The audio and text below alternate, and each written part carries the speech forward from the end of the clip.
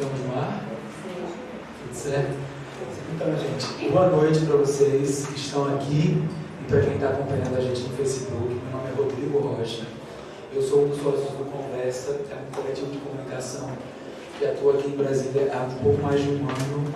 E esse é o Mudou, é a segunda edição do nosso evento. A gente começou a fazer esse ano esse encontro que acontece trimestralmente aqui no Manifesto, que é onde a gente fica, na Asa Norte, para discutir mudanças na comunicação. Então, na primeira edição, a gente teve a Lilian Tarran, que é diretora de redação do Metrópolis, e a Erika Abe, da FSB Comunicação, para conversar com a Calidia, que é do Conversa, sobre fake news. A gente teve aqui um debate muito rico sobre isso. E durante aquele momento, depois que aconteceu o evento, a gente fez uma consulta às pessoas para entender o que elas queriam que a gente abordasse numa próxima edição. E esse foi um dos temas que foi sugerido: eleições e redes sociais especificamente, porque o TSE saiu agora, esse ano, no final do ano passado e esse ano, com algumas regras novas para a condução do processo eleitoral, da campanha eleitoral na internet. E a gente resolveu então fazer esse encontro sobre isso. E trouxe aqui para participar dessa conversa conosco duas pessoas que eu tenho certeza que vão poder contribuir muito para esse debate. A primeira delas é o George Marx. O George é jornalista e em outubro de 2016 foi eleito pela pesquisa Stiling e Missase. Ele foi apontado como o segundo maior influenciador de política no Twitter do país. Ou seja, eu tenho lá meus 500 seguidores, o George deve ter uns 500 mil. E pessoas que de fato leem o que ele escreve, comentam o que ele escreve, retweetam o que ele escreve.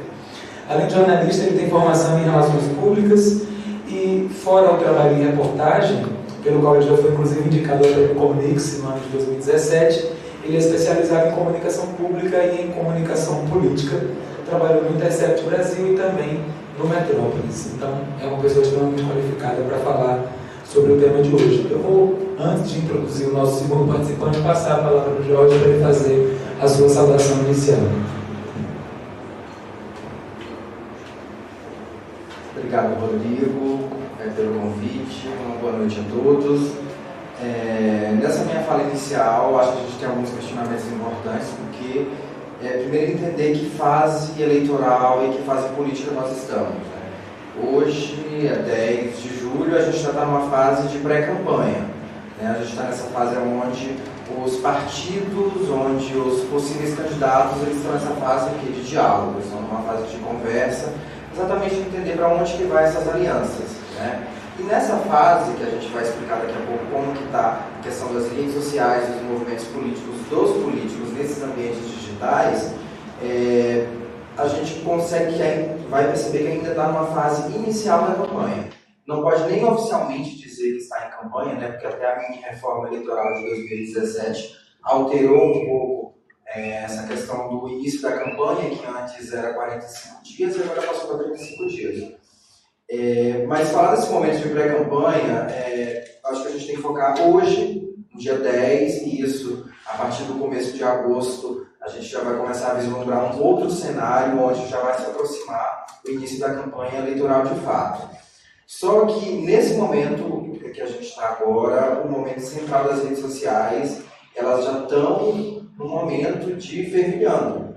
Se a gente for observar nos perfis das pessoas que se dizem candidatos aí, se a gente for pegar os 5 primeiros, como Bolsonaro, Ciro, Lula, ainda se afirmando como candidato, Marina Silva e Geraldo Alckmin, eles estão, pelo conteúdo das redes sociais, eles já começam a se vender como suas possíveis soluções para o próprio Brasil.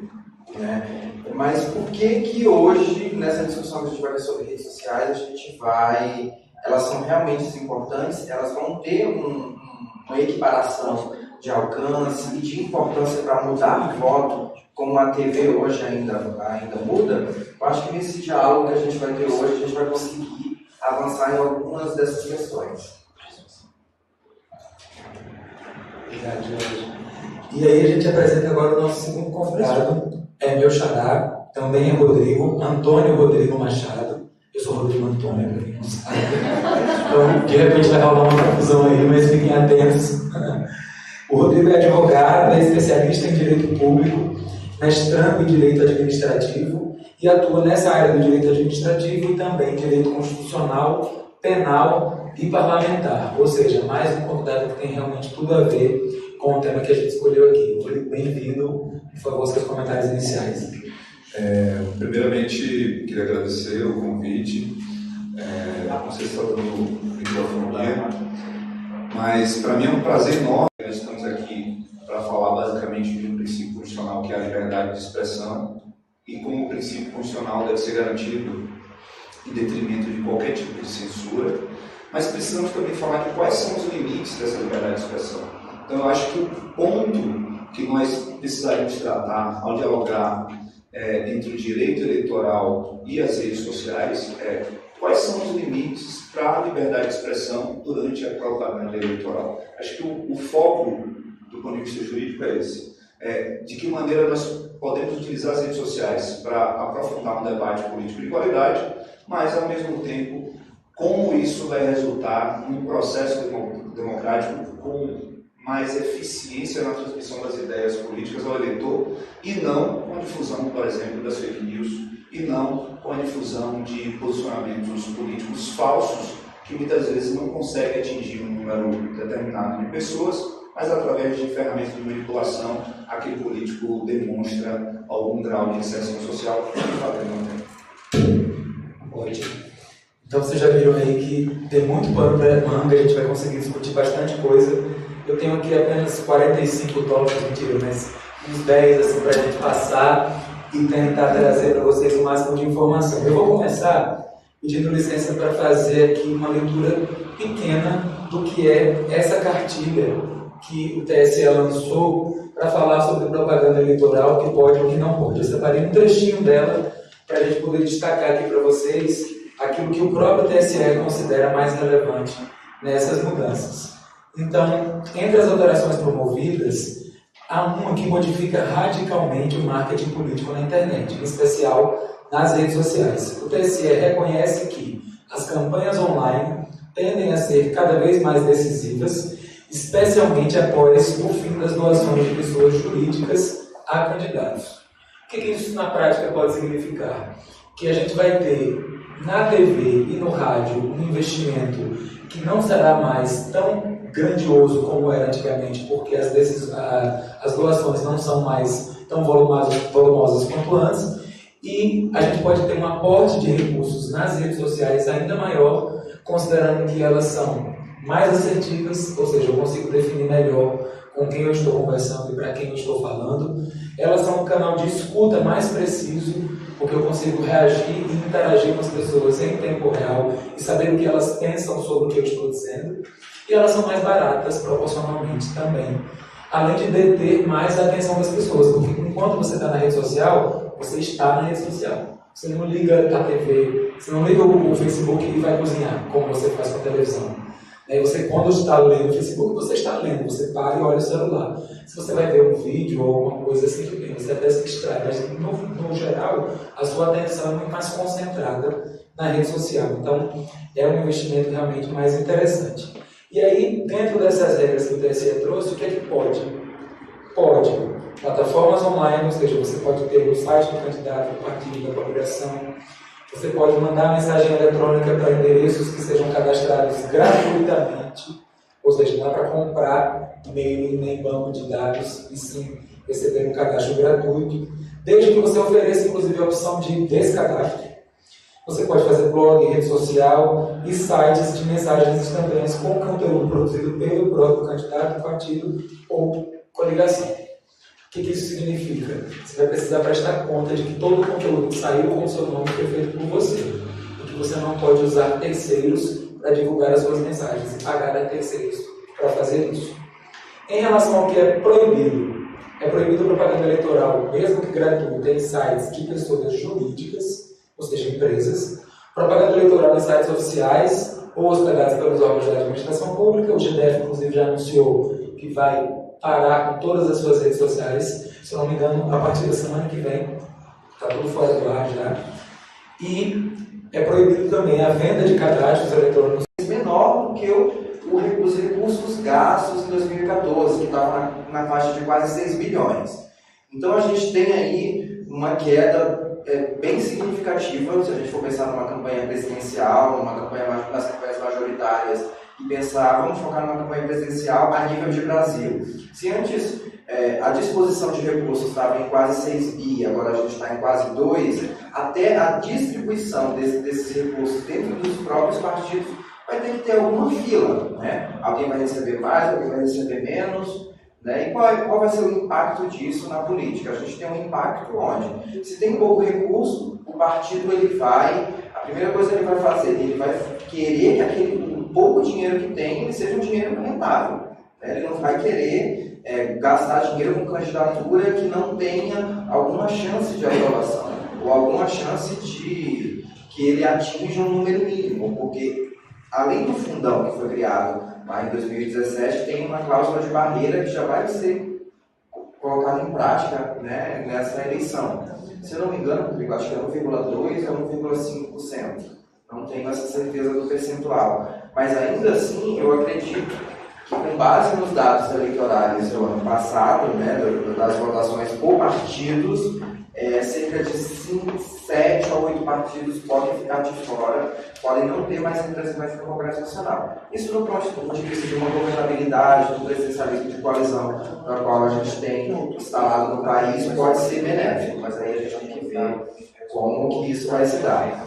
Então, nesse cenário de pouco recurso, né, a gente tem uma diminuição aí de 4 bi, cerca de 4 bi, e a gente está falando do dinheiro declarado.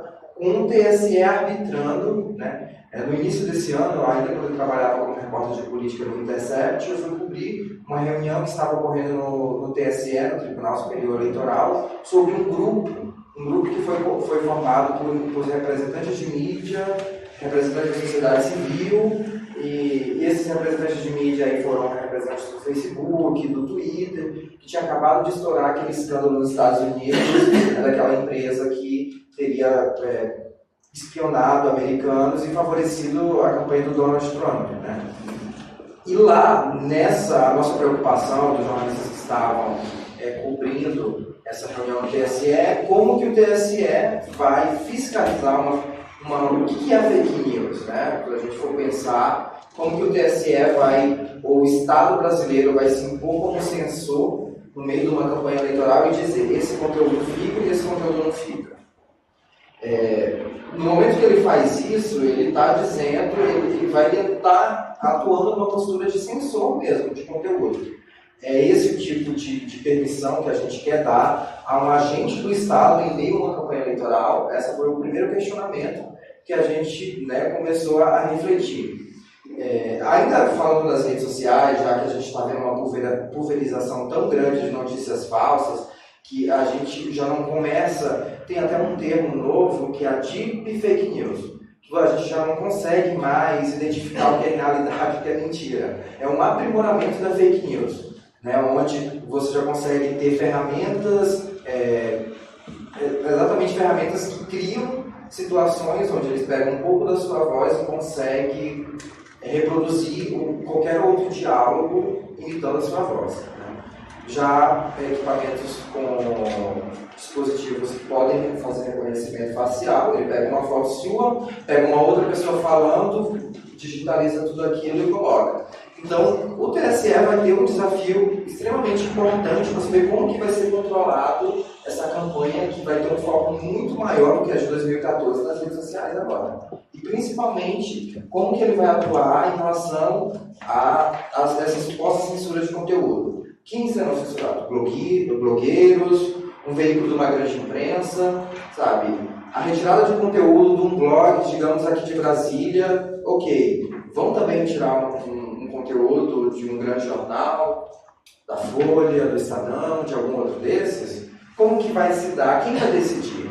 Né? São uma série de questões que eu acho que o TSE e o que a gente vem percebendo ao longo das discussões é que está ficando meio que tudo por isso mesmo. A expectativa é que havia alguma aprovação de alguma lei no Congresso Nacional que não foi feito, não tinha nem tempo hábil para isso, mas então o principal desafio do TSE este ano vai ser fake news. Daí é saber como que ele vai gerenciar essa questão. Você falou aí sobre profissionalização da falsificação. Isso não é uma novidade exatamente, mas nesse ambiente tecnológico parece muito mais grave, né? E aí, Rodrigo, eu queria perguntar para você, do ponto de vista jurídico, como é que você acha que a Justiça Eleitoral precisa estar preparada para lidar com esses possíveis descumprimentos das regras? Porque uma coisa é você ter uma regra descumprida no horário eleitoral da televisão. É uma regra, você identifica, vai lá e cumpre. Outra coisa é você ter 1 milhão de pessoas descumprindo regras ao mesmo tempo. Como é que você faz para controlar e gerenciar isso? Como é que a Justiça está pronta para isso? Eu vou tentar fazer, ao longo de todo o debate, uma mistura entre questões mais específicas da norma jurídica e uma avaliação geral de todo o sistema. Acho que as pessoas que estão em casa, eu olho para onde quando estiver falando, ali, né? Então posso ficar à vontade e olhar para onde eu estou falando. O que acontece? Primeiramente, a gente precisa lembrar que o mercado ele sempre vai se adaptar às transformações da sociedade. Então, por exemplo, quando surgiu a internet, eu me lembro, claro, eu era muito novo, né? Nessa época eu não vi esse boom das redes sociais, porque eu sou muito novo, né, ao longo dos meus 20 anos. Mas quando surgiu esse mundo complexo das redes sociais, uma das coisas que mais falávamos é da democracia da internet, da possibilidade de expressão do pensamento. Mas quando a gente faz análise hoje para o mundo que nós vivenciamos, nós percebemos que nós trabalhamos na internet basicamente com 5 empresas. Né? Vamos colocar aí WhatsApp, Facebook, Google, talvez Twitter e talvez o Telegram ou o Instagram. Pronto, fechamos aí. Basicamente a nossa vida na internet se resume a esses 5 espaços. Ou seja, o mercado foi inteligente o suficiente para simplificar e aquela coisa que se imaginava muito ampla e muito aberta, ela está fechada e essas 5 empresas, boa parte, aliás, o Instagram e o WhatsApp, salvo engano, são empresas do próprio Facebook. Então, assim, o mercado ele consegue se adaptar. E aí a pergunta que eu faço para o nosso debate aqui é: qual é o interesse do mercado nas eleições? E por que eu estou fazendo essa pergunta? Porque da forma como as redes sociais vão ser utilizadas nessa eleição, nós podemos ter um novo paradigma de influência do poder econômico, aquele poder econômico das pessoas jurídicas que foi utilizado pelo STF para vedar a doação direta financeira para as campanhas políticas. E de que forma isso pode acontecer? De que forma se ganha dinheiro na internet hoje? Se você tem um conteúdo na internet que ele tem um número X de visualizações, você acaba tendo um retorno financeiro a partir do número dessas visualizações. Então, as empresas que querem, por exemplo, patrocinar blogs, patrocinar perfis, patrocinar textos, essas empresas poderão patrocinar esses textos, esses blogs, a partir de um interesse de inserção na democracia. Vejamos, nós podemos falar das eleições dos Estados Unidos, o país que é o protagonista desse mundo virtual. E nas eleições dos Estados Unidos, é de conhecimento público e notório que as redes sociais tiveram influência de um outro país, a exemplo da Rússia, para a definição dos rumos da democracia. Então, nós teremos aqui uma grande experiência com a política eleitoral nas redes sociais, mas também poderemos ter acesso a qual maneira vai ser utilizada pelo mercado para influenciar o processo democrático. Porque a gente não pode ser inocente de compreender que o mercado não tem interesse numa disputa eleitoral, primordialmente quando se fala de uma campanha presidencial. E aí entram algumas regras que precisam ser verificadas como muito importantes nesse aspecto. Uma das principais regras do debate eleitoral desse ano e que precisa ser muito analisada é a proibição do anonimato. O que significa a proibição do anonimato? Você não pode ter um perfil que não tenha uma identificação.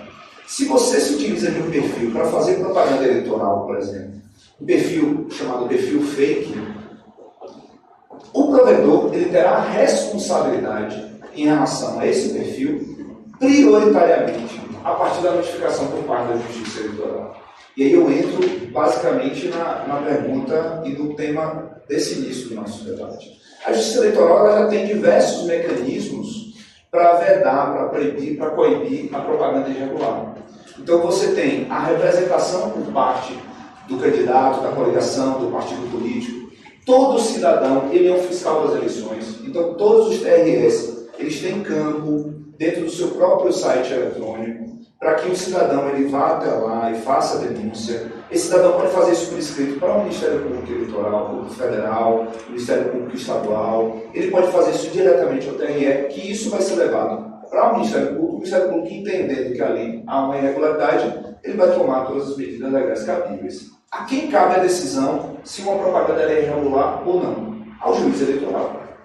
Agora, a Justiça Eleitoral ela vem avançando ao longo do tempo, principalmente na área de tecnologia da informação.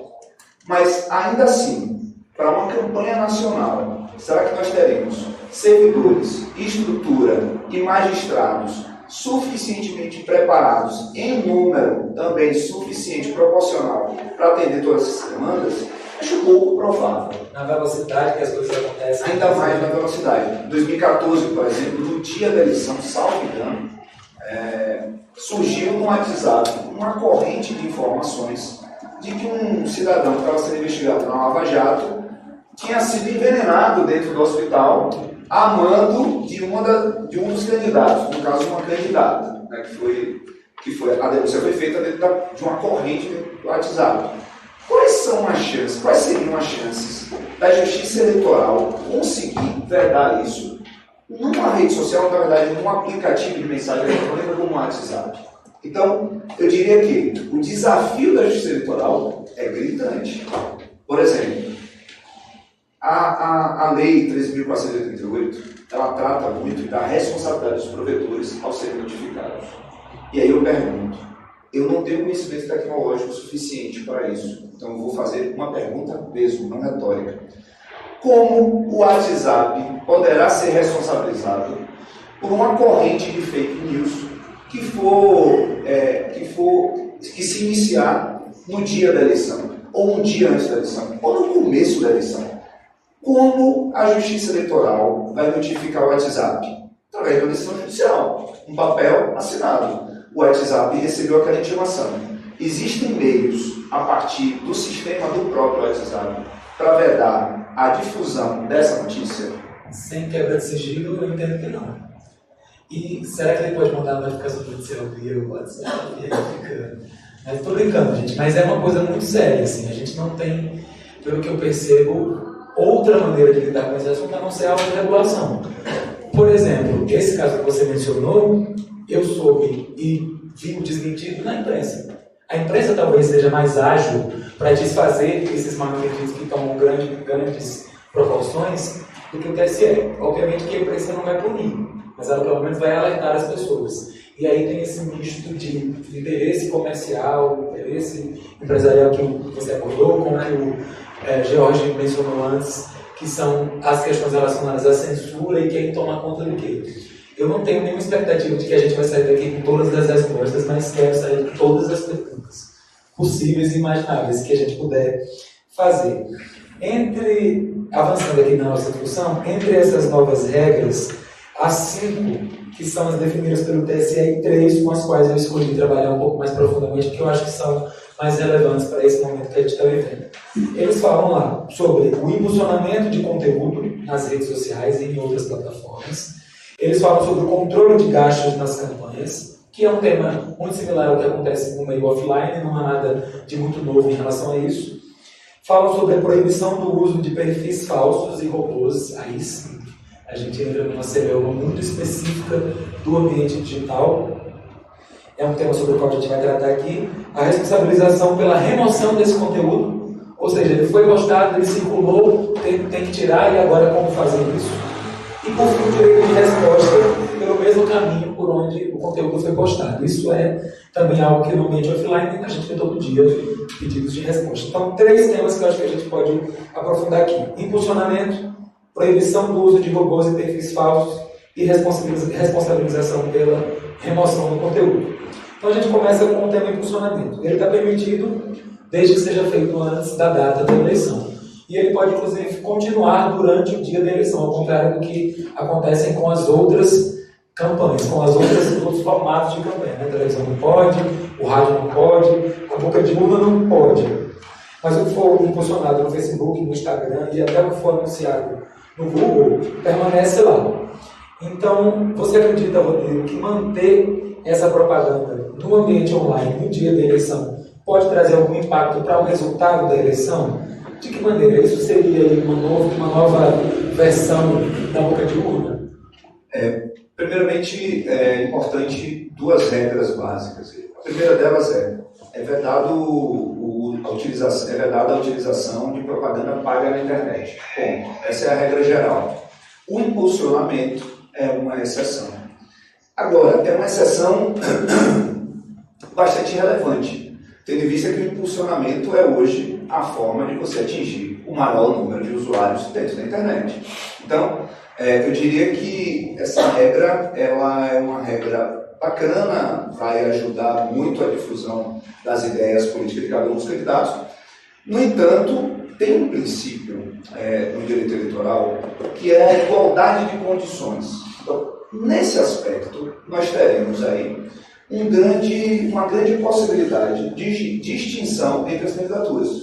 Então, você tem personagens da internet que vão chegar no período eleitoral com uma força já muito exposta, né? Porque são pessoas que têm um amplo conhecimento por parte da sociedade, são influenciadores digitais, a exemplo do George está aqui, que é o segundo perfil mais influente do em termos de política do Brasil. É uma honra estar ao seu lado. Ao seu lado apenas aqui no debate, não nas redes sociais, não influenciou ninguém. Mas, nesse aspecto do impulsionamento, nós teremos um espaço muito grande da desigualdade de condições. Porque vai ser, mais uma vez, um espaço em que quem tem mais dinheiro vai ter um impulsionamento maior, vai atingir um maior número de pessoas. Então, dentro desse aspecto, nós poderemos ter, ao longo de todo o período eleitoral, pessoas que já são grandes e vão ficar ainda maiores. Nós temos pessoas pequenas, que têm poucas curtidas, pouca interação digital e vão crescer ao longo da campanha. E tem pessoas que vão gastar dinheiro no impulsionamento e ainda assim vão continuar pequenos em termos de influência. Porque até para impulsionar requer um nível de conhecimento técnico que nem todo mundo vai ter. Não basta apenas você contratar. Entra aí, inclusive, a questão da diferença entre as candidaturas majoritárias e proporcionais. Porque a candidatura proporcional, em regra, ela tem um segmento mais estabelecido. A majoritária ela é mais ampla. Então, assim, comparar o impulsionamento, por exemplo, à boca de urna, eu diria que tem uma grande ferramenta de distinção. A boca de urna ela tolhe a liberdade do cidadão. A boca de urna é um contato direto, um contato físico e até uma imposição de mensagem. Nas redes sociais, você olha se você quiser, em regra, né? Ainda que essa regra não seja tão verídica. Você está ali olhando o perfil de um amigo, de uma amiga e aparece mensagens e buscas que você não tem desejo. Às vezes você faz uma pesquisa no Google e aparece um objeto que você estava pensando em comprar no Facebook ou no Instagram. Eu já cheguei a pensar em alguma coisa e aquilo apareceu nas redes sociais, mas isso é viagem minha. Por exemplo, eu não acredito nisso, mas já aconteceu isso comigo pelo menos umas 3 vezes. E eu estou preocupado com isso. Então estou evitando pensar em comprar qualquer coisa para não me endividar. Mas voltando à sua pergunta, a grande diferença entre a boca de urna e o impulsionamento e as redes sociais, Rodrigo, é que é a diferença da liberdade. A liberdade do eleitor ela precisa ser respeitada. E as redes sociais, quer queira, quer não, você pode desligar e não ver aquilo. Inclusive, todas as redes sociais, e aí eu entro em mais uma regra específica, é importante lembrar, a regra geral é toda forma de comunicação do candidato, da candidatura com o eleitor, precisa propiciar ao eleitor o não, o cancelamento. Como você até falou isso no começo, mas eu queria deixar isso de forma mais leve. Seja rede social, seja mensagem eletrônica, seja SMS, seja o que for, a forma como o candidato quiser expor a sua mensagem para o eleitor, ele precisa permitir que o eleitor diga, não quero receber mais isso. Seja através de um bloqueio na rede social, seja através de uma resposta de uma palavra não, no SMS, numa mensagem eletrônica, o eleitor precisa ter a garantia da liberdade de não ter acesso a esse conteúdo. Então, para quem está nos assistindo, para quem está aqui presente, a regra geral é a liberdade do eleitor precisa ser respeitada. Então, ferramentas de cancelamento do envio da mensagem, seja ela por qual rede social, por qual aplicativo, por e-mail, por SMS, o eleitor precisa ter acesso a dizer não, não quero receber mais isso. Então essa é uma regra que fica aqui de forma muito clara e objetiva. Muito bom. Jorge, essa liberação de impulsionamento, na sua avaliação, pode aumentar o risco de propagação de mensagens falsas? Sim, vai aumentar. Primeiro que a gente tem que pensar que quando os grupos do TSE foram discutir o que fazer nas eleições desse ano, a primeira barreira que eles se depararam sobre a definição do que é fake news. Hoje a gente consegue meio entender que fake news são notícias falsas, mas vamos entender que as pessoas mentem desde que o mundo é mundo. As pessoas não começaram a mentir no surgimento da internet, né? Se desde que o mundo as pessoas mentem, o que diferencia as mentiras do ano de 2008 com dos anos de 1900 é que hoje o poder de viralização e propagação é muito mais rápido. Hoje, a depender da notícia que saia na política, por exemplo, faz uma empresa perder bilhões no mercado.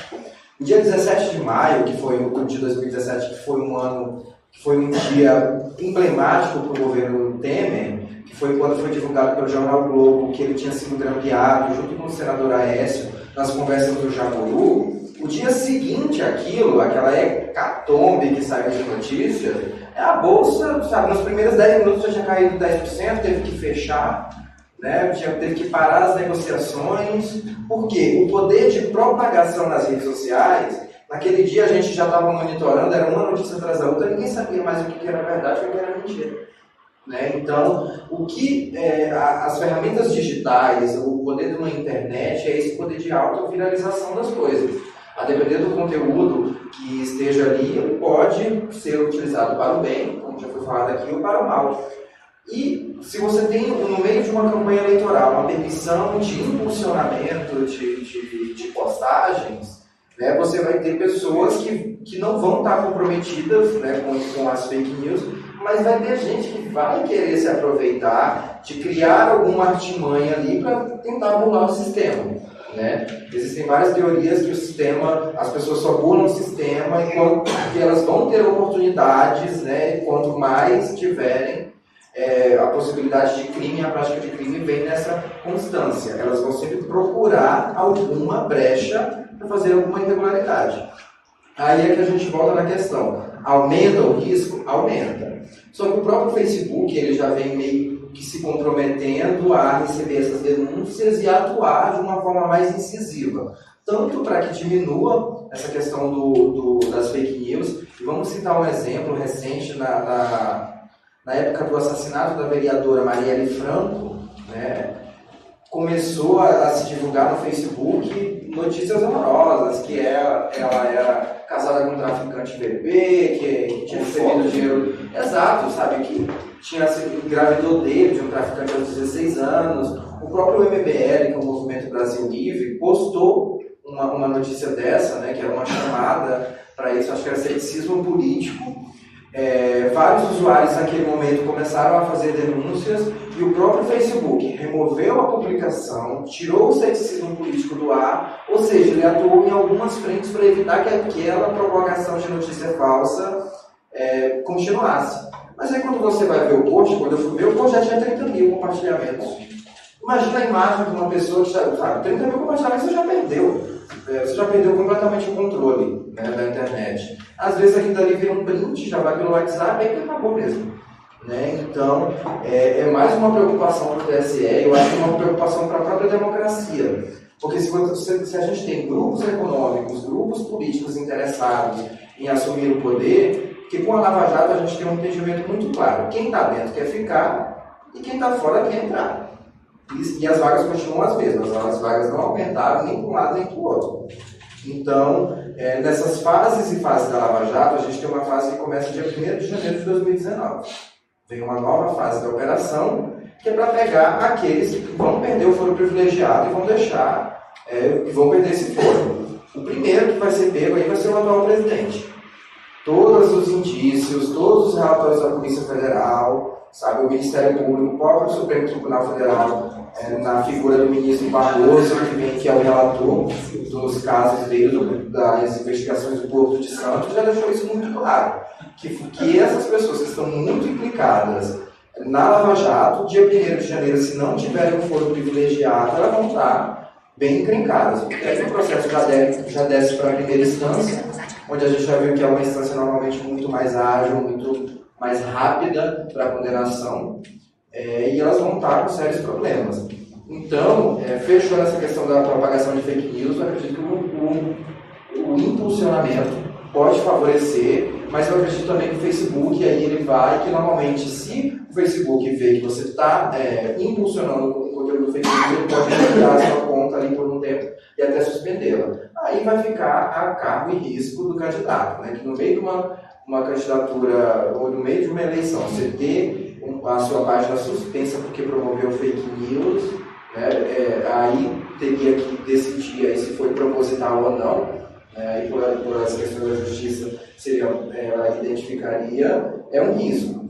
E vai ter muito candidato que eu acho que vai querer assumir esse risco, né? Porque o interesse eleitoral é muito grande.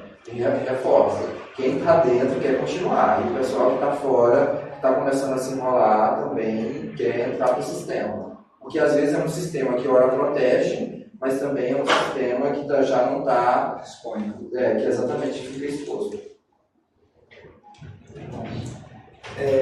Você comentou aí sobre as medidas do Facebook. Uma delas é fazer parceria com agências de fact-checking, né? Eles estão junto com agências de checagem de informação, verificando o que é que daquele conteúdo é de fato real, verdadeiro, e o que é fake. O Google criou uma categoria de classificação, que vai de 1 a 5, em que eles dizem aquilo que é verdade, 1, mais ou menos verdade, é verdade, mas 2, verdade, mas espera aí, vamos prestar um pouquinho mais atenção, 3, e aí ele vai categorizando. É tudo muito novo para todo mundo, a gente está tentando fazer as coisas serem reguladas de alguma maneira. Eu ainda queria falar um pouquinho mais sobre fake news. Tem um dado aqui que mostra que a gente provavelmente gosta mesmo de mentir.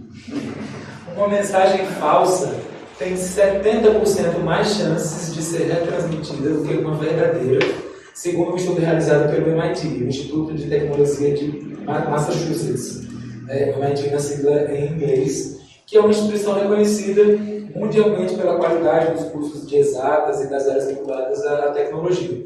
E além disso, enquanto os conteúdos verdadeiros chegam geralmente a 1000 pessoas, as mensagens falsas são lidas por 100 mil. Nada de novo, considerando o mundo offline, né? Uma fofoca se espalha muito mais rapidamente do que uma boa notícia. E aí, por causa de dados como esses, é que o Facebook tem adotado essas medidas, o Google tem adotado. Na sua avaliação, Jorge, os eleitores podem se precaver contra esse risco de que maneira? Como é que você pode se prevenir e evitar passar mensagens falsas? A primeira coisa é respire, evite encaminhar sem ler. Essa é a primeira, mas queria que você tentasse, como jornalista, dar um pouquinho mais de dicas aí, considerando que as coisas estão cada vez mais profissionais, como é que a gente consegue se livrar disso? Bem, Rodrigo, a primeira coisa, lá em 2014, né, na eleição presidencial de 2014, o próprio jornal o Globo, ele criou o Preto no Branco, que era uma checagem em tempo real do que os candidatos estavam falando na TV, se aquilo era verdade ou não. Às vezes o candidato exagera ou para cima ou para baixo, normalmente é mais para cima, sobre dados de violência, de segurança, de recursos, né? E naquele momento que o dado falava, por exemplo, um candidato falava que o Brasil tinha 12 milhões de desempregados, quando possuía 8, por exemplo, aquela checagem era repassada imediatamente, né? Ele já era divulgado. A primeira coisa, Rodrigo, como que o eleitor pode se precaver? A primeira é ter paciência e não sair acreditando. Eu lembro que minha mãe, quando ela sempre falava para a gente não acreditar em tudo que vê por aí, né? Não acreditar no que as pessoas falam, mas ela me manda tanta fake news Eu falo, mãe, a senhora que me dizia que não era para ficar acreditando tudo que essas pessoas falam, eu fico mandando umas coisas assim. Porque, infelizmente, por exemplo, parece que está na internet tem até o meme, está na internet é verdade. Né? Porque parece que está ali no meio digital. E hoje a profissionalização pode enganar muitas pessoas. Mas aí a dica é sempre dar uma checada se aquela informação é mesmo verdadeira. Qual é a fonte?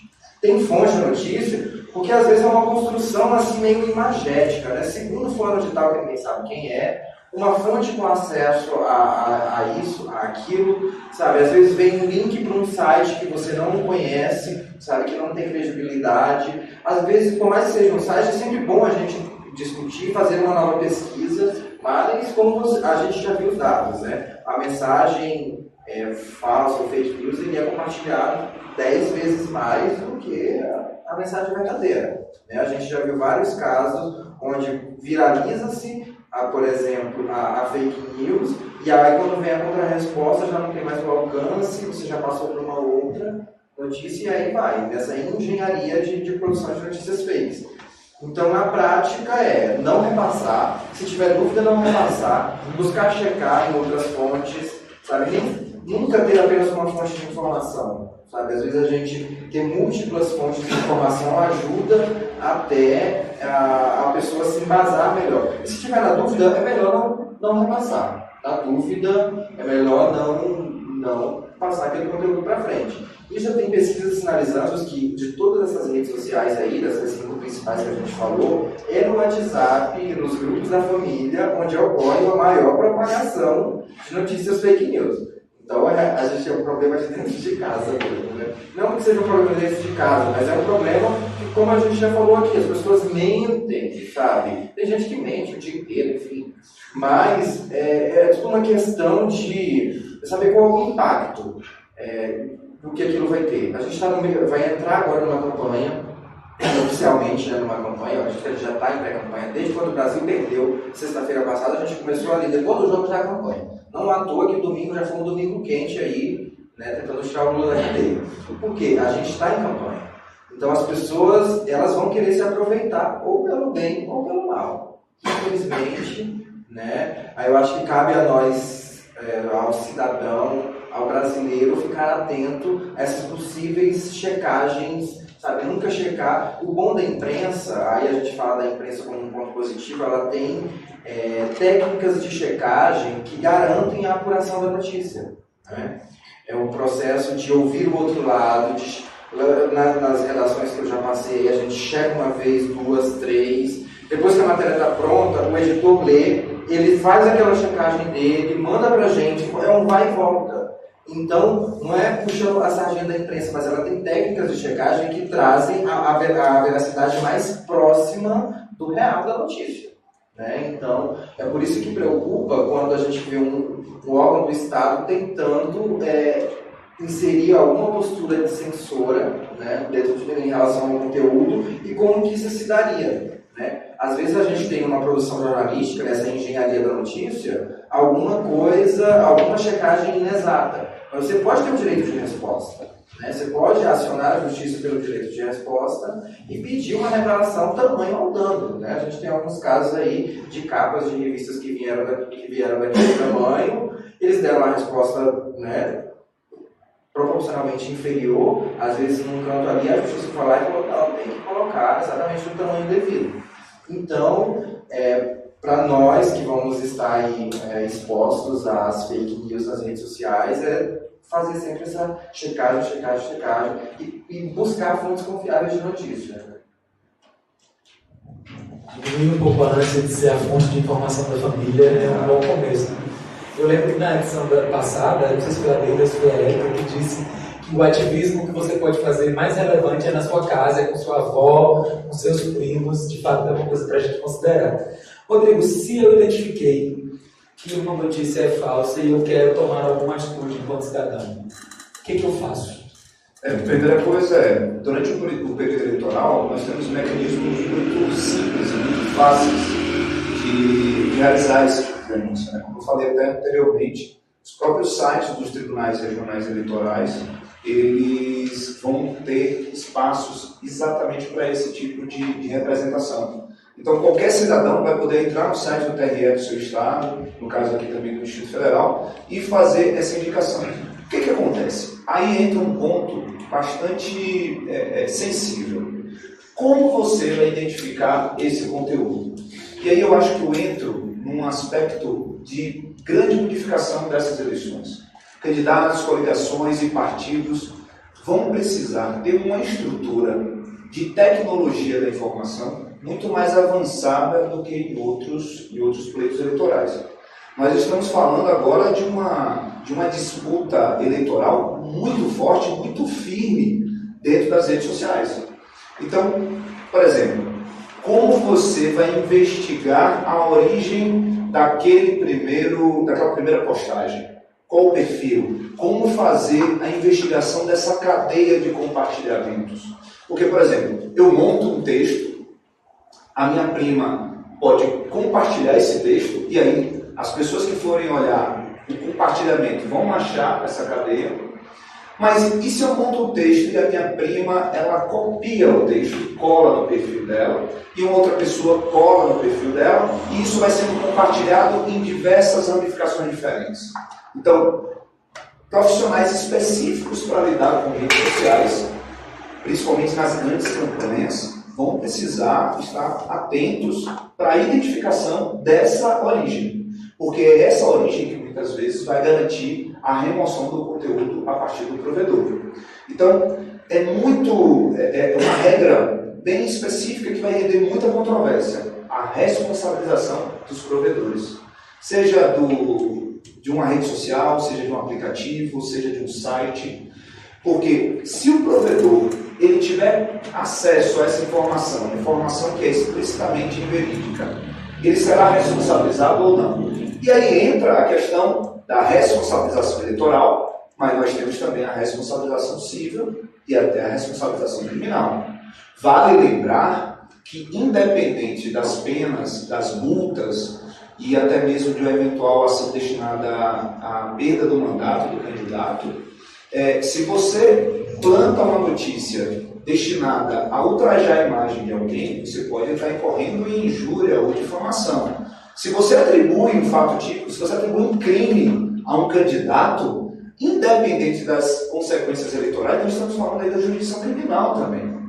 Então, quem comete uma ilicitude dessa magnitude no âmbito da justiça eleitoral não ficará restrito apenas às sanções, às penas eleitorais, mas responde também civilmente e penalmente. Então, se identificou uma irregularidade na campanha eleitoral, o que o cidadão poderá fazer? Ele pode fazer uma representação direta ao Ministério Público, seja ele federal, Ministério Público estadual, pode fazer isso para o TRE, que vai ter um caminho direcionado à apuração dessa irregularidade, e poderá fazer isso também ao partido, coligação ou candidato que está sendo prejudicado por essa notícia, porque ele não vai precisar esperar do Ministério Público. O Ministério Público poderá já fazer uma reclamação, fazer uma representação contra essa propaganda, e daí quais são as consequências?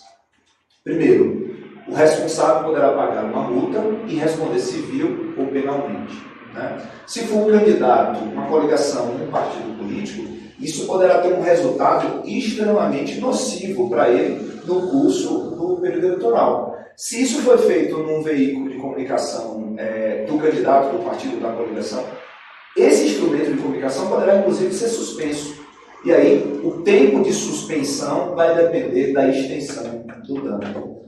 É exatamente por essas questões de segurança que a norma eleitoral ela vai sempre buscar o máximo de realidade dentro desse mundo de tantas ficções. E aí entra, por exemplo, pode impulsionar, mas só pode impulsionar outra regra bem específica para quem está nos ouvindo e está querendo saber algumas questões práticas do dia a dia. O candidato ele pode impulsionar uma postagem numa rede social, mas ele só pode impulsionar diretamente pelo provedor da rede social. Existem algumas ferramentas de impulsionamento dessas redes sociais que são feitas por instrumentos terceirizados, chamemos assim. Esse impulsionamento falso, porque é um impulsionamento em que o eleitor ele não verifica que aquela postagem está sendo impulsionada, mas ele recebe através de outros meios. O Rodrigo deve saber como fazer isso melhor do que eu. Não a parte lícita, mas a parte lícita. Esse impulsionamento virtual, que no dia a dia, no cotidiano, é algo normal, ele pode ser feito pelas empresas, pelas pessoas, mas durante o período eleitoral, o impulsionamento só poderá ser feito pelo próprio provedor do site eletrônico, do aplicativo ou das redes sociais. Dentro desse aspecto, eu gostaria de concluir essa pergunta falando sobre o prejuízo da fake news. As fake news, as notícias falsas, elas quebram a nossa capacidade de fazer uma análise racional acerca da realidade. Porque elas, ao apresentar elementos falsos, ela acaba atingindo a nossa capacidade cognitiva de fazer uma boa leitura e escolher qual caminho seguir. Então você tem a fake news direcionada para atingir uma pessoa física qualquer. Você tem uma fake news direcionada para atingir uma empresa. As fake news, as notícias falsas são muito utilizadas também no mercado empresarial.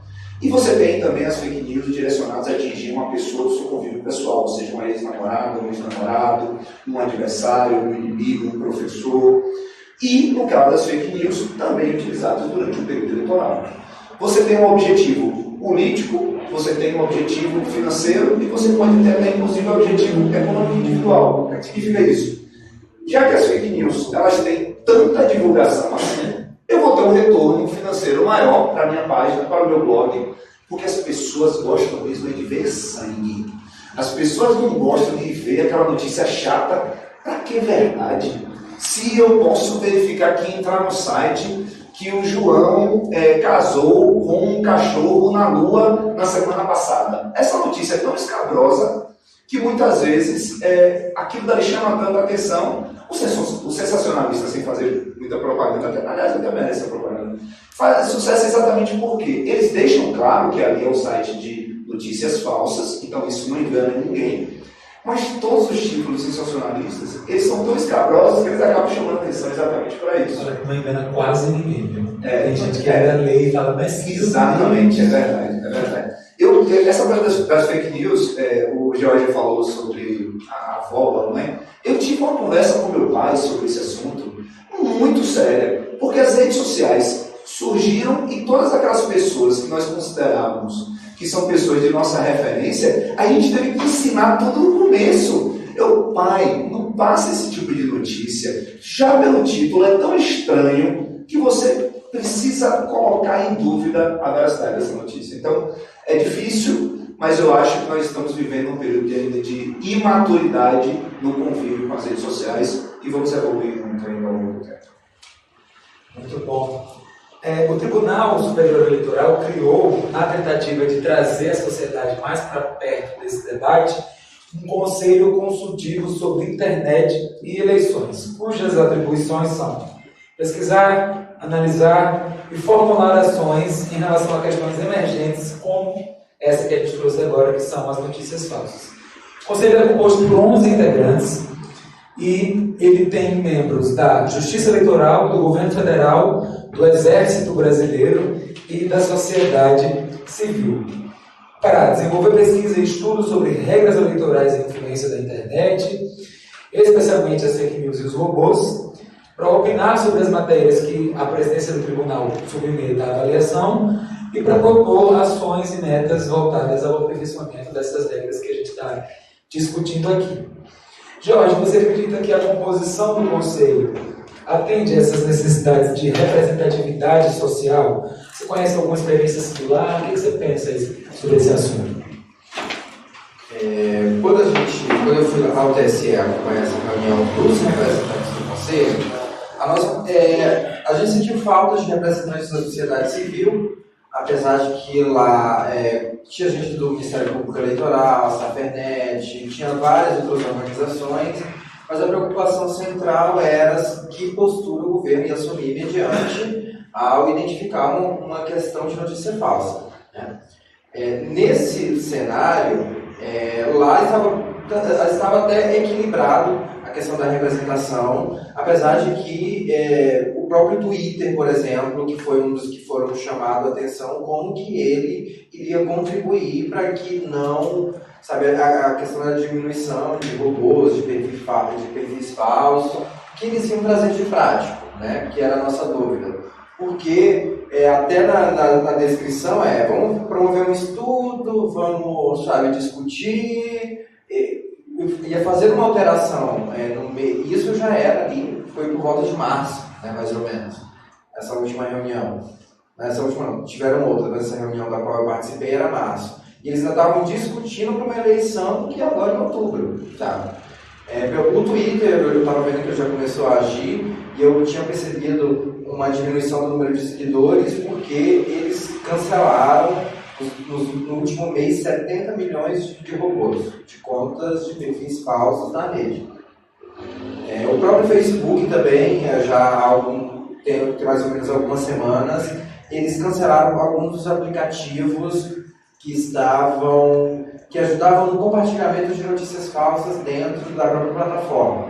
Como, por exemplo, tem alguma página X, ela quer que aquele conteúdo apareça com muitos compartilhamentos, então já tem alguns aplicativos, algumas ferramentas, que saiu a notícia e ele vai criando bots dentro da própria rede, aquilo simula. Você simula o compartilhamento. Então, às vezes a gente está passando a timeline e está lá, você vê um vídeo, 1 milhão de curtidas, de visualizações, você vê lá 25 mil compartilhamentos, isso chama a atenção.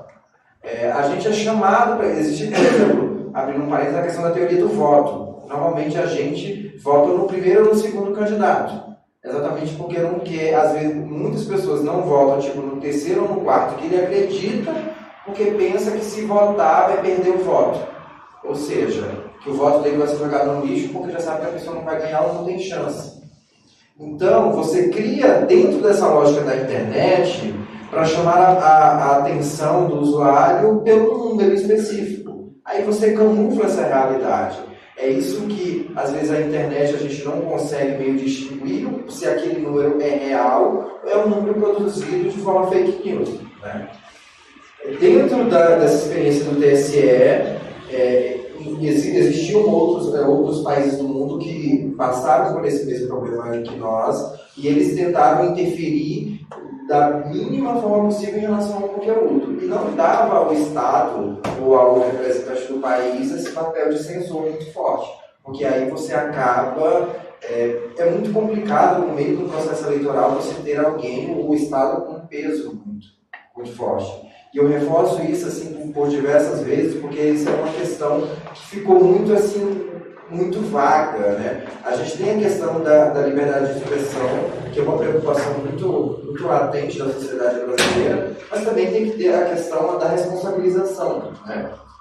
A divulgação de notícias falsas para atender interesses ou comerciais ou específicos, né? Ela não pode prosperar. Mas aí vai ter que ter esse equilíbrio do próprio tribunal para saber como que vai atuar no momento que se deparar com um caso concreto, né, de divulgação de fake news, se vai acionar a justiça, o que vai ser ou não. Mas em relação à composição, estava razoavelmente equilibrado, mas a ação aqui não ficou muito clara, o que vai ser feito. Né? As empresas já começaram a dar os primeiros passos aí, cancelando aplicativos, bloqueando perfis fakes, e vamos ver se isso vai surtir algum efeito mesmo prático na eleição.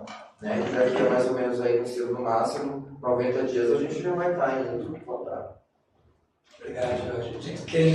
Minha diretora estava me dizendo que tem 20 minutos, 30 minutos, a gente vai seguir um pouquinho mais acelerado, porque ainda tem muita coisa legal para falar.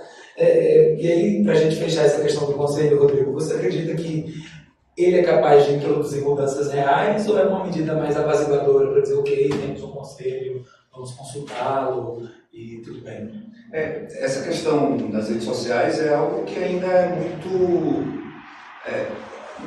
o conhecimento do Poder Judiciário, do funcionamento das redes sociais, os precedentes, os debates judiciais, ainda estão muito aquém daquilo que nós teremos nos próximos anos, principalmente quando se fala em justiça eleitoral.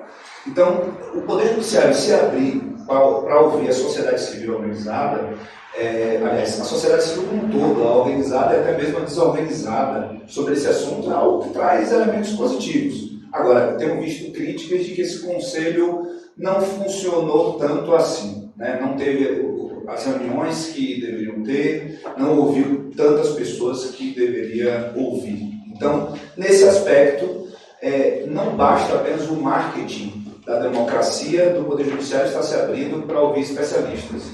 Nós precisamos, sim, de interação, de diálogo, principalmente com os provedores de internet. Como você já falou aqui, a autorregulamentação vai ser algo que vai ser cobrado por parte dessas empresas, até porque, por exemplo, já tive algumas experiências de ações civis contra pessoas que divulgaram conteúdos na internet. E é impossível você controlar um conteúdo de fake news, de uma matéria que foi feita, ou de um vídeo que foi postado. Por exemplo, eu tive um cliente que teve uma palestra dele recortada, editada e publicada na internet por um parlamentar, e aquilo dali, de um dia para o outro, tiveram mais de 300 mil visualizações, mais de milhares de compartilhamentos. E como eu poderia, através de uma ação judicial, controlar apenas aquela difusão daquele vídeo, apenas através do perfil daquele parlamentar? Não tinha como. Então, a decisão judicial precisava ordenar ao provedor, no caso, ao Facebook. Só que esses provedores, eles têm, digamos assim, uma política interna de não permitir tanta gestão por parte do Poder Judiciário. E aí entra uma grande responsabilidade, que eles estão sendo chamados a definir novas regras em todos os países do mundo, que os provedores, eles precisam compreender que o papel deles na retirada de conteúdos falsos, na retirada de conteúdos criminosos, muitas vezes, porque sem a participação deles, isso simplesmente não será possível. Muito bom. Eu tenho aqui mais alguns dados para trazer para vocês em relação especificamente ao uso de robôs nas campanhas e nos perfis hoje dos pré-candidatos.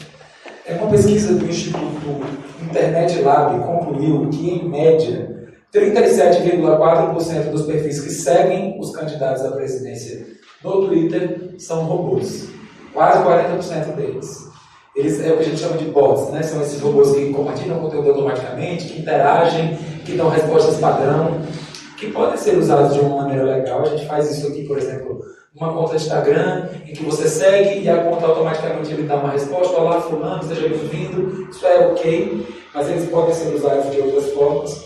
E aí eu tenho como campeões de seguidores falsos: senador Álvaro Dias, do Podemos, com 60%, Geraldo Alckmin, do PSDB, com 45,8%, Marina, da Rede, com 36%, Bolsonaro, com 34%, Ciro Gomes, do PDT, com 32%, Rodrigo Maia, do DEM, com 30%, Mandara Dávila e Lula, empatados, com 22%, João Amoedo, com 21% e Guilherme Boulos, do PSOL, com 14%. A compra desses robôs é proibida por lei e pelo próprio Twitter, mas as pessoas, as campanhas das pessoas fazem. E a legislação eleitoral veda também que essas pessoas usem essas ferramentas, como o Rodrigo comentou antes, para impulsionar aquilo que elas estão fazendo. Ou seja, eu posso impulsionar o conteúdo que eu coloco no meu Facebook apenas do jeito que o Facebook faz.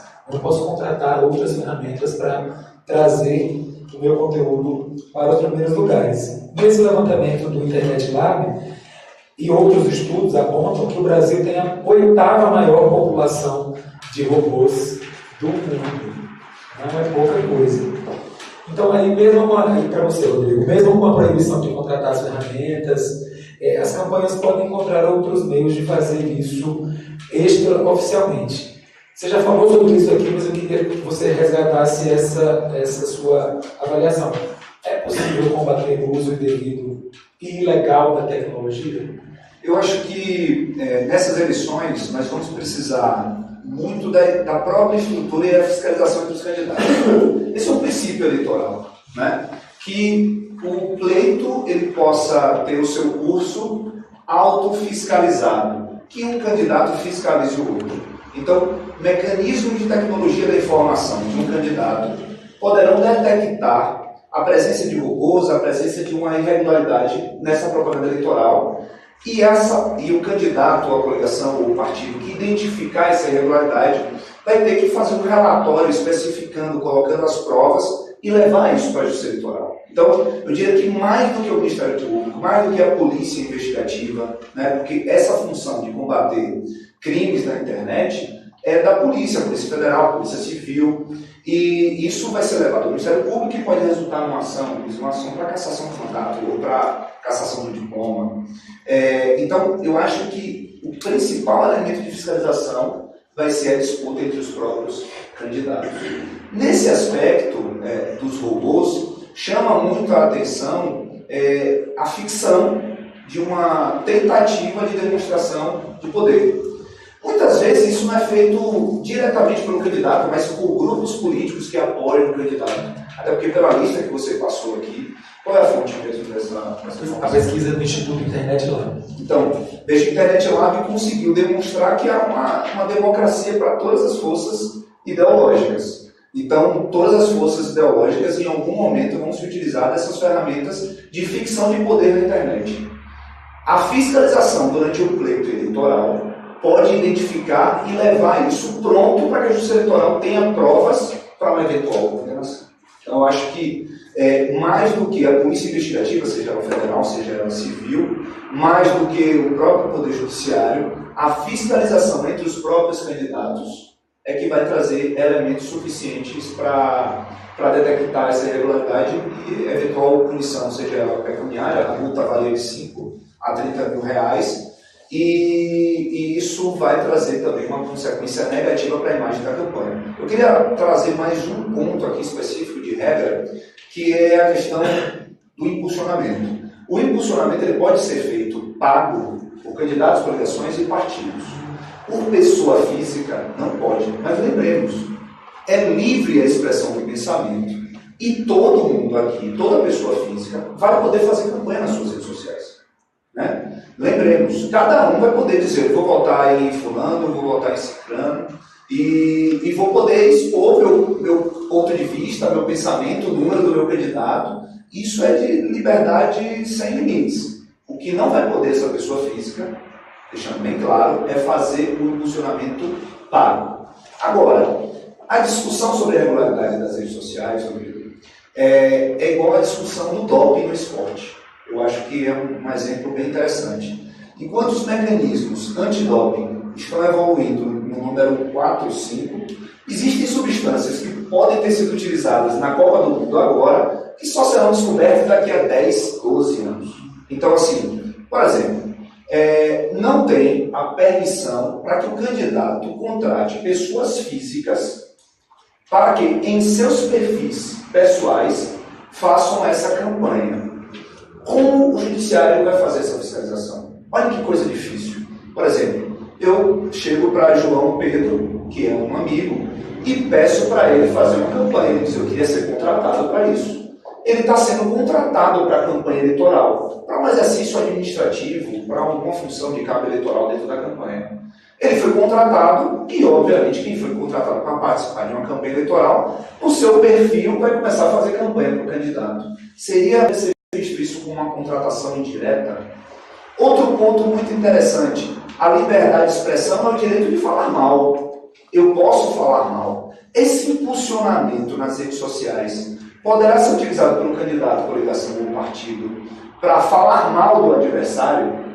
Cada caso vai precisar de um estudo específico do juiz. Quem vai definir isso vai ser o juiz, o desembargador, o ministro, que vai se deparar com o caso concreto em suas mãos, dentro das ferramentas que lhe forem fornecidas, principalmente na junção de provas específicas da área de tecnologia para demonstrar aquela irregularidade.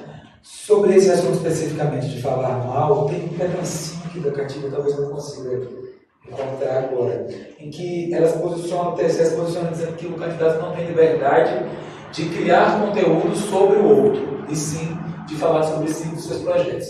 Existe inclusive uma tendência de acreditar que na TV e no rádio a campanha vai ser mais sobre si mesmo, eu falando sobre mim, sobre o que eu posso fazer, o que eu acredito, E na internet, onde é um terreno mais difícil de controlar, eu vou falar mal das pessoas. E vou botar aí as minhas opiniões contrárias e negativas e até inventar coisas sobre os outros candidatos. É muito comum, e aí, Jorge, você que fica nessa seara do Twitter, atua lá muito fortemente, é muito comum você ver pessoas dizendo ou desqualificando o discurso das outras, chamando de robô. Ah, não, isso aqui é um robô. E às vezes eu vou ler, é difícil pra caramba de identificar. Você, na sua experiência, no seu perfil, você já consegue olhar e dizer, olha, isso aqui, eu sei que é um robô que está me seguindo, isso aqui é uma pessoa de verdade, ou como é que você lida com isso? Para você, inclusive, não dar respostas a robôs ou não perder seu tempo com isso. Acho que eu criei o Twitter em 2009, né, na faculdade. Já vi muito robô. Quando você clica no perfil, a primeira coisa que dá para fazer é você pode clicar com o direito do mouse em cima da foto e fazer uma busca da foto no Google. Eu já tento fazer isso. Assim, às vezes, na época do impeachment, principalmente, que foi uma das coberturas de grande impacto que eu consegui fazer no Congresso Nacional, você via que era muito robô. Quando você clica no perfil, você vê, às vezes era um ovo, né, que a gente está falando no Twitter, era só um ovozinho, e não tinha as informações que normalmente tem no perfil das pessoas. Você clicava no perfil, ou tinha, e o que a gente percebe que é uma característica incomum de perfis falsos é o anonimato. E aí o anonimato ele vem de ou fotos descaradamente falsas, ou foto de desenho animado, ou foto de qualquer outra coisa. A foto é um primeiro indicativo se a pessoa... Uma das coisas que eu tomei como regra no meu Twitter, eu não debato com quem tem a foto, que pelo menos pareça gente de verdade. Eu vejo que é uma pessoa, ok, se é um desenho animado, eu já fico assim, já acho esquisito. Às vezes um desenho animado vem me criticar, vem me atacar, me chamar de esquerdopata, uma hora de direitoso, a gente fica sempre nesse conflito. Você clica no perfil, a pessoa não dá nem a cara, sabe? Eu criei assim, um hábito comigo que se a pessoa não está disposta a dar a cara para ter um debate público, ela também não merece uma resposta. Né? Eu acho que a gente que está aqui nesse processo de diálogo, né, a gente está aqui porque a gente está emitindo opiniões, está aqui para ter um contraponto, né? Mas se a pessoa está ali na internet e ela não preenche esses requisitos que eu considero como mínimos, às vezes tem informação no perfil, não tem nada, não sei o que, eu já passo para frente. Não posta, não é atuante. Não posta. E outra, tem muita gente que tem os perfis que só fica dando RTs e muitas outras coisas só para retroalimentar a sua timeline com informações para você criar uma sensação de que o perfil é verdadeiro. Então você vê, e isso assim, às vezes como esse padrão de comportamento, ele é fácil da gente identificar. Porque ele é meio repetitivo. Então, observar a foto, observar se tem informação no perfil, né? Observar se aquela pessoa, sabe, como que ela está interagindo naquela rede social. Se for no Facebook, eu acho que o Facebook às vezes é até mais fácil da gente pegar, porque ele também traz um pouco mais de informações, né? E tem gente que é extremamente profissional, né? Que pega, hackeia o perfil de outras pessoas completamente e cria uma vida paralela naquele espaço, né? Tem pessoas que têm 2, 3 Facebooks, né? Eu conheço pessoas que têm aí múltiplas contas no Facebook, mas dá pra gente ir buscando essas informações e se tiver dúvida, não responde. Ou busca mais e espera pra saber o que é aquilo ali, né? Às vezes o silêncio aí, eu acho que às vezes é a melhor resposta se a gente tiver com dúvida, ainda mais quando a pessoa vem te atacar, não vem trazer nada de contribuir para o debate. Rodrigo, você acredita nessa tendência mais separada de TV e rádio? É quase como se a TV e rádio fossem um Instagram, onde as coisas são bonitas, e a gente vive bem, e a gente viaja e faz as coisas de um jeito legal. E a internet fosse o Facebook, onde a gente está disposto a brigar, onde a gente faz comentário e bloqueia o povo, e anuncia que vai bloquear as pessoas, porque agora. Enfim, como é que você lida com isso nas suas redes? E tem um anúncio de como você bloqueia, né? As pessoas que levam. Olha, gente, só para deixar claro que eu bloqueio todas as pessoas que pensam assim ou pensam assado. Esse é o hashtag fica a dica, não é direto. Então, assim, tem uma coisa no perfil fake que eu acho bem interessante, né? Eu não sou nenhum nem um cara bonito o suficiente para ver tanta mulher bonita me adicionando no Facebook. E aí eu vejo lá umas mulheres lindas, maravilhosas, que me pedem amizade, eu já olho com desconfiança, vou ser bem sincero. Quando eu vou verificar o perfil daquela mulher linda, maravilhosa, que está me pedindo amizade, em regra eu vejo os mesmos amigos meus, que são os amigos em comum. Ou seja, são os meus amigos que caem sempre no conto do perfil da mulher bonita. Então, assim, isso é batata. Perfil fake para homem, são mulheres muito bonitas, colocadas lá, não tem data de aniversário, não tem uma foto, não tem nada. E aí você vê, aquela mulher bonita, ela só utiliza do Facebook para deixar ódio. Tem alguma contradição, não tem um aniversário, não tem um amigo, não tem uma postagem qualquer. Esse é o perfil fake, por exemplo, que me chega muito. E engraçado que são sempre os mesmos amigos advogados que caem nessa casca de banana. Vocês sabem disso. Eu sei, são os mesmos bobos de sempre. Um dia ainda vou contar para eles que eu sei que eles são bobos de cair nesse conto da sereia do perfil fake. Mas a sua pergunta primeiro, a questão da televisão em relação às redes sociais. Será que o Brasil tem esse acesso digital todo que a nossa bolha faz com que a gente ache que tenha? Porque nós temos um veículo de comunicação no Brasil que atinge em tempo real de norte ao sul desse país. É uma empresa que consegue atingir o interior de Roraima e o interior do Rio Grande do Sul no mesmo instante, ao mesmo tempo. O poder desse veículo de comunicação, e aí entra a questão da propaganda eleitoral na TV, eu não acredito, eu não confio que esse poder vai ser quebrado pelas redes sociais. Agora, uma notícia falsa transmitida por esse veículo de comunicação, como nós já enxergamos em outros períodos eleitorais, ele vai ter uma contraposição, digamos assim, pelas redes sociais, que vai fazer com que esse veículo seja limitado no seu nível de notícias fakes. Porque até os veículos de informação oficiais, nós verificamos isso ao longo das últimas eleições, né? Foi o caso da bolinha de papel do Serra, foi o caso da edição do debate eleitoral Lula versus Collor. Então, esse grande veículo de comunicação também produziu notícias falsas. E aí eu acho que entra o objetivo da rede social, que é de fazer o contraponto. Mas não acredito que a televisão vai ficar restrita a apenas um modelo de propaganda eleitoral. Acho que vai ter debate, sim. Acho que vai ter desconstrução do adversário, sim. Porque esse é o grande objetivo da disputa eleitoral, da disputa democrática. Se eu não puder, nas minhas redes sociais, ou até na televisão, dizer que o Bolsonaro é um candidato que é machista, que ele é homofóbico, que ele é contra as minorias, que pedir para que as pessoas que me leem não votem nesse tipo de candidato, se eu não puder fazer isso, eu não estou, de fato, sendo um cidadão protagonista do processo eleitoral. E eu sou um cidadão protagonista do processo eleitoral e quero ter o direito de falar que o Bolsonaro não é um candidato que vai fazer bem à democracia. Não vou nem dizer que ele seja eleito, mas apenas que ele esteja nas primeiras cabeças do processo eleitoral. Eu quero ter o direito de falar que o Bolsonaro, ao defender o brilhante Ustra, é um torturador, um criminoso, ele faz mal à democracia do país e não gostaria que ele pudesse fazer isso. Muito bem. Chegamos ao final aqui do processo de debate, de conversa, mas eu queria aproveitar esses minutinhos que nos restam para saber se vocês aqui presentes têm alguma pergunta. Acho que dá tempo de fazer pelo menos umas duas, se alguém tiver interesse. Gostaria? Eu vou pedir, você pode me ajudar aqui, Bruno, por favor, para levar o microfone e aí você se apresenta. Vou tirar aqui o fio.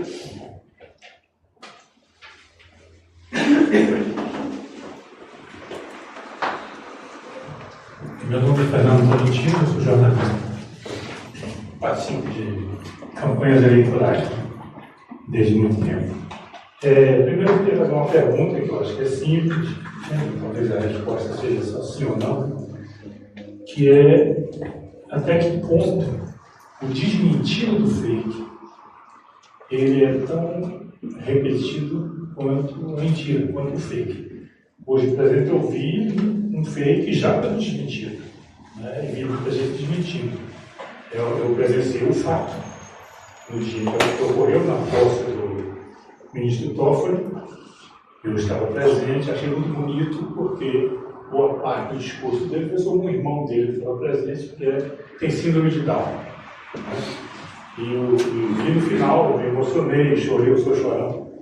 E vi o menino subir ao palco correndo, se atracar com o Toffoli, beijou ele muito. E depois, ao lado, ele pegou e beijou o Lula também. E hoje ele apareceu, viralizou como sendo o desembargador Favreto. Né? Eu já vi isso no desmentido. Então a pergunta que é simples é isso: se esses desmentidos, eles também viralizam, ou se esses desmentidos eles são frágeis diante do fake? Essa é uma pergunta bem simples, pode ser sim ou não. A segunda, eu até digo assim que eu já fui vítima de crime de internet, seríssimos crimes de internet. E até, como está sendo transmitido, parte disso eu não vou nem falar aqui, porque estaria contribuindo para talvez disseminar esse tipo de crime por aí. Mas, por exemplo, a questão que foi levantada aqui é assim: identificado um fake, como é que se procede? A questão mais, vamos dizer assim, importante do meu ponto de vista é a seguinte: e o fake não identificado? Porque, por exemplo, nós não estamos somente numa disputa para presidente da República ou para governador. Né? Nós vamos ter multidão de candidatos no Brasil que vão estar fazendo campanha em pequenos grupos. Né? É um candidato para uma corporação, um candidato que pretende representar, vamos dizer, a categoria de jornalistas, pretende representar os vigilantes, pretende representar empregado doméstico. Enfim, ele trabalha num grupo pequeno. Esses grupos hoje eles se organizam em torno de grupos de Zap, de grupos de Face, etc. Eu, por exemplo, em 2014, 2015, na primeira semana de 2015 foram criados 5 perfis de Facebook com a minha foto do Facebook e com o meu nome. O detalhe é que ele não só era criado, como eu era bloqueado. Quer dizer, eu não sequer podia descobrir que aquilo está acontecendo. Minha sorte é que essas pessoas, como pretendiam exercer algum fim, chegar a algum fim com esses perfis, elas pediam amizade às pessoas conhecidas. E muitas delas me diziam: pô, você já é meu amigo, por que você está me pedindo amizade de nós? Eu digo: olha, bloqueei esse perfil que não é meu. Mas o que eu acho que complica muito aí é o seguinte: o cidadão ele faz campanha num determinado universo. Esse universo se organiza, inclusive, em grupos de Zap, em grupos de Facebook. E aí, no momento em que vai se fazer uma ação contra esse candidato dentro daquele grupo, ele automaticamente, linearmente, ele é bloqueado daquele grupo.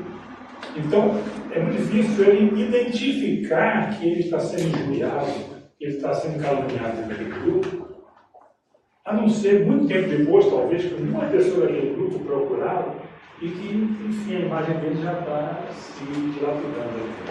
Então, essa pergunta que eu queria, se tem instrumentos para isso. A questão é essa.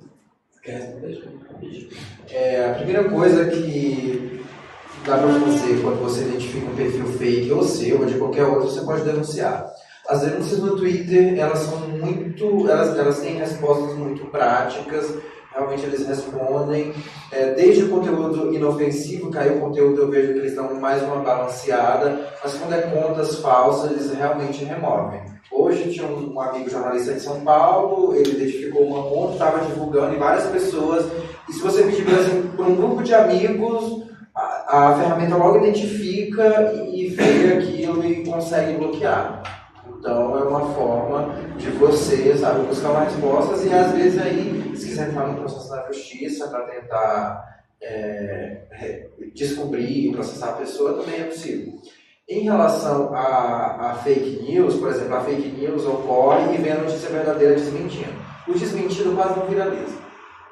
Eu já vi casos reais, concretos, de que, por exemplo, um tweet chega a 2.000 RTs, era um fake news, era uma notícia mentirosa, e quando vem a notícia verdadeira dá 100 a 200. Isso é verdadeiríssimo, mas você pode pegar que infelizmente, muitos dos casos, quando a verdade chega, ela já não repercute tão quanto a mentira já percorreu. Obrigado. Acho que dá tempo de fazer mais uma, se alguém tiver alguma pergunta, senão a gente pode passar para o comentário final. Você quer fazer? Só para dizer que eu concordei com tudo que eu ouvi hoje, só ouvi verdades. Eu acredito que essa eleição vai ser a eleição dos influenciadores digitais. E tem um canal que, mais que a televisão, que mais que o Facebook, que mais que as outras redes sociais, é onde mais as pessoas, onde mais os brasileiros se utilizam dela, que é o YouTube. Então eu imagino que a gente vai ter muita dificuldade de lidar com fake news, de lidar com campanha, de lidar com abuso de poder, né, por conta do YouTube. Eu queria saber o que vocês acham a respeito disso. Quem queria comentar? Vamos lá. O YouTube é o segundo maior motor de busca depois do Google. É o lugar onde as pessoas entram e perguntam geralmente como fazer alguma coisa. Eu entendo, pela experiência que tenho com o trabalho de redes sociais, que o brasileiro tem um pouco de dificuldade de entender o YouTube como rede de relacionamento. YouTube é quase uma televisão. Você vai lá, posta, alguém entra e comenta, eventualmente. Mas não é um lugar onde você age compartilhando o conhecimento com outras pessoas. Você não pega do YouTube para o próprio YouTube. O meu perfil do YouTube eu uso apenas para assistir. Às vezes para comentar. Se eu gosto muito, eu vou lá e digo, gostei muito. Se eu tenho alguma coisa para dizer de negativo, eu fico pensando aí, talvez não vale a pena. Não queria ouvir, não vou falar, deixa para lá. E saio. O YouTube funciona muito em outras redes, mas as outras redes bloqueiam o YouTube. Por exemplo, no Facebook, se você posta um vídeo dentro do YouTube, o alcance é muito menor do que se você baixar esse vídeo e postar ele direto no próprio Facebook. Então, eu não vejo o YouTube efetivamente como como é que eu posso dizer, uma ameaça. Eu acho, por exemplo, que o Instagram é mais importante do que ele nesse processo. Inclusive agora que abriu-se o IGTV. A possibilidade de você postar vídeos de 10 minutos, se você for como eu, simplesinho, ou de postar vídeos de até 1 hora, se você tiver um perfil verificado, se você for uma pessoa mais relevante dentro da rede. Aliás, hoje o Instagram lançou uma outra coisa, que é abarcando uma outra rede que se chama Curious Cat, que é faça perguntas para mim. Isso na rede social, no período eleitoral, se o candidato tiver estrutura, tiver equipe, porque as equipes vão ter que ser gigantescas para dar conta da demanda, significa, na prática, eu abrir meu canal, você me pergunta, eu respondo e eu vou fazer aqui uma interação com você de outra forma, um negócio que saiu hoje. Essa rede Curious Cat é muito comum no Instagram, no Twitter, eu vejo muito. As pessoas usam para perguntar coisas do tipo, como você dorme? O que você come? Você está usando cueca, calcinha? Coisa mais assim, de vida pessoal e sensualização na internet. Agora, no Instagram, eu acho que é uma ferramenta enorme para as campanhas políticas trabalharem. Então, eu acho que o YouTube, nesse processo, é meio secundário ainda. Ele pode funcionar bem como um lugar para você colocar as suas propagandas que você exibiu na TV, e aí quem não viu entrar lá e ver, o que eu costumo fazer, porque na hora da eleitoral eu estou fazendo outras coisas. Enfim, acho que é muito por aí. Eu acho que a gente pode partir agora para os fechamentos, Rodrigo. Você quer começar? Você faz aí o seu encerramento, depois eu passo para o Jorge e a gente faz aqui um remate e encerra, tudo bem? Então, respondendo algumas das perguntas e ao mesmo tempo tocando em pontos que eu considero importantes para o encerramento. Eu acho que qual funciona? Fernando, acho que tem um ponto nas redes sociais que é que muitas vezes o mecanismo de denúncia por parte das redes sociais não é de conhecimento de todas as pessoas, não sabe manusear. Então, boa parte das pessoas que queria fazer uma denúncia de uma irregularidade, não só na questão eleitoral, mas como o senhor falou, utilização da sua foto, do seu nome por um robô, um perfil feito, não sabe muitas vezes como fazer isso dentro da própria rede social. E muitas pessoas que sabem fazer isso, principalmente grupos ideológicos, muitas vezes utilizam dessas ferramentas de denúncia para atacar alguém que tem um conteúdo que não se gosta. Então, você tem um determinado perfil que defende uma linha ideológica A e os grupos que defendem a linha ideológica B para quebrar aquela pessoa, para tirar aquela página do ar, começam a fazer muitas denúncias. Então, você pega um número de centenas de pessoas em vários pontos do Brasil fazendo denúncia. O Facebook, que essa checagem é feita de forma muito lenta e muitas vezes por pessoas que não ficam no Brasil, tem uma dificuldade de identificar se aquilo ali de fato é conteúdo de ódio, se aquilo ali é uma notícia fake ou não. E aí entra aquilo que o Rodrigo Rocha falou, da contratação por parte do Facebook, do Google, de outras redes sociais, de agências de checagem. São agências localizadas aqui no Brasil que têm um tempo menor para dar essa resposta. Então, essa denúncia nas redes sociais não é fácil para todo mundo e muitas vezes aqueles que têm facilidade se utilizam disso para atacar um adversário. Isso durante a eleição vai trazer uma coisa que vai ser um debate muito interessante para o Poder Judiciário fazer, principalmente no caso da Justiça Eleitoral. A responsabilidade dos provedores. A responsabilidade dos provedores, o alcance da responsabilidade dos provedores vai ser um dos principais temas debatidos na Justiça Eleitoral. Porque sem a decisão tomada pelo próprio provedor, esse dano causado ele vai ser irreversível. Uma notícia que se espalha pelo WhatsApp, a chance de você convencer as pessoas de que ela não seja verdade vai ser muito pequena num período curto de tempo. Queria também trazer aqui a questão que eu acho que a gente chegou a debater, mas a assessoria jurídica dos candidatos, eu diria que a assessoria jurídica vai ter que ser modificada até o nome. Porque você vai ter uma junção entre advogado, profissional de marketing digital e profissional de tecnologia da informação, vai ter que estar todo mundo muito próximo, muito perto, no dia a dia, na correria. Os prazos eleitorais são mais curtos, é tudo muito emergencial. Contratar pessoas, contratar grupos para plantar uma notícia contra outros candidatos não é só irregularidade eleitoral, é crime eleitoral. Com penas quando chegar a 4 anos de prisão. Então, assim, a contratação de pessoas para ultrajar a imagem de um adversário político não é só irregular, não é só propaganda irregular, é crime eleitoral. Isso não pode ser feito. O uso desproporcional de dinheiro nas redes sociais também pode se configurar como abuso de poder econômico e isso trazer sérias consequências, como inclusive a cassação do diploma ou até mesmo a cassação do mandato lá na frente numa ação eleitoral. Os candidatos que já têm suas páginas na internet, nas redes sociais, poderão, esse ano, continuar com as mesmas páginas. Então, aquele candidato que já tem 1 milhão de curtidas vai continuar também em relação a isso.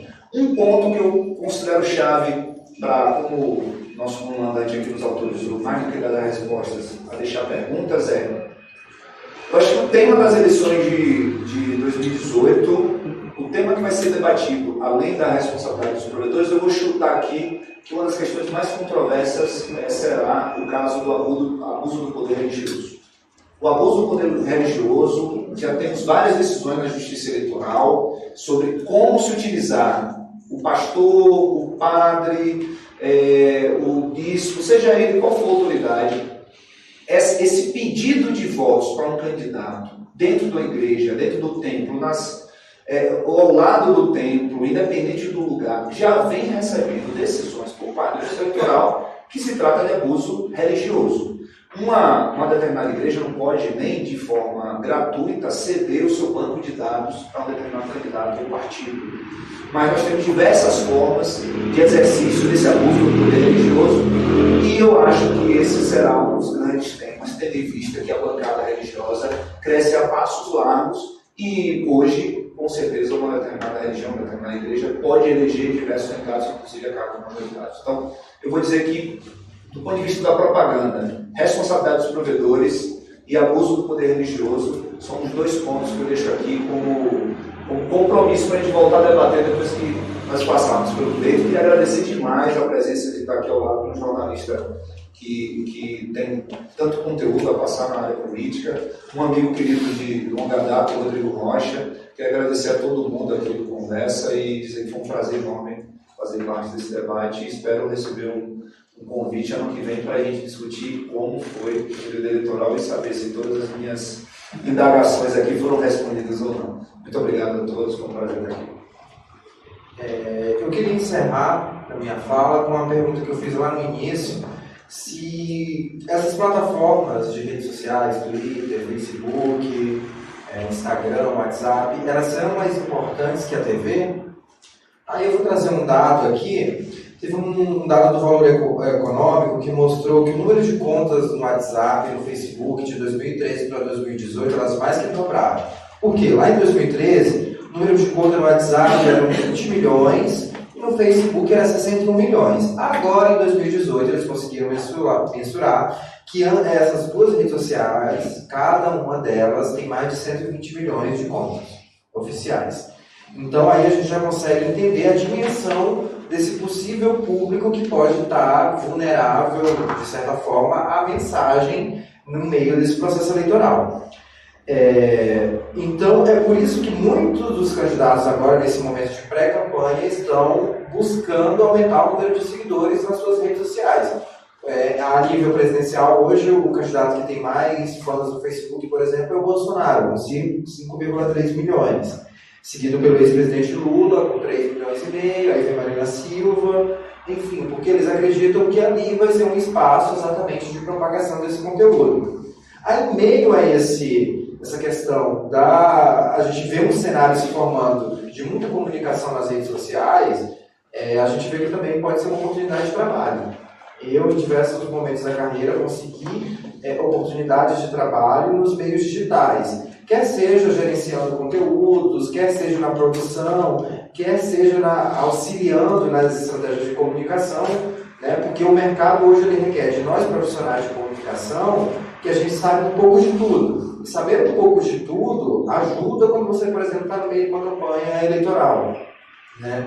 Porque exatamente, às vezes ele está buscando, não é só o postar, não é só publicar uma informação, né? A gente trabalhar com rede social requer muito planejamento. Como qualquer outra área, se não tiver planejamento, o negócio deságua mesmo, né? Então, para quem tiver aí interesse, que estiver nos ouvindo, tivesse interesse aí de entrar numa campanha, agora tem muita gente contratando. Eu já estou indo trabalhar uma campanha presidencial a partir da semana que vem.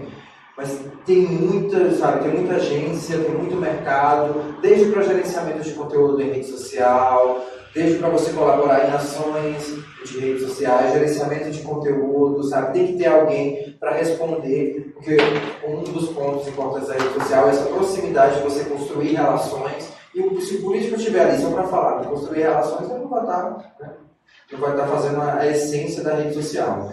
Então, era isso. Gostaria de agradecer também o convite aí, o papo muito agradável, e que em 2018, não, até outubro, a gente consiga entender e não saia num país tão polarizado, porque eu acredito fielmente, assim, que eu acho, vendo o que ocorreu na eleição passada e o que está se desenhando para essa, eu acho que a gente vai sair um pouco mais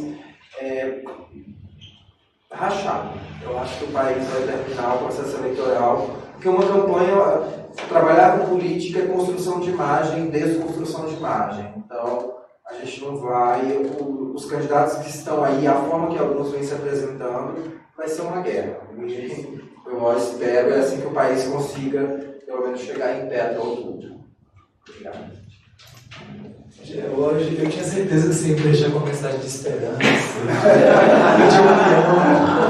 união. Bom, gente, eu quero agradecer muito, primeiro, o prestígio de ter você hoje aqui, a confiança nesse projeto. A gente começou há 3 meses, essa é a segunda edição apenas. A gente está conseguindo cumprir a tarefa a qual a gente se comprometeu, que é de trazer a discussão, de passar para as pessoas aquilo que está sendo de fato as novidades da área da comunicação, o que muda o tempo todo, a comunicação muda o tempo todo, e a gente está aqui nessa luta de correr atrás. O Instagram de ontem não é o Instagram de hoje, a eleição do período passado não é a eleição desse ano, e a gente tem que estar o tempo todo acompanhando isso. A gente tem essa missão de ajudar todo mundo a compreender melhor esse cenário. Eu queria agradecer quem veio presencialmente, quem acompanhou no Facebook. Um beijo para minha mãe, que está lá assistindo, com certeza.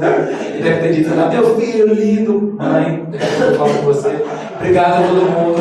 Um abraço, boa noite, até a próxima. Obrigada. Valeu.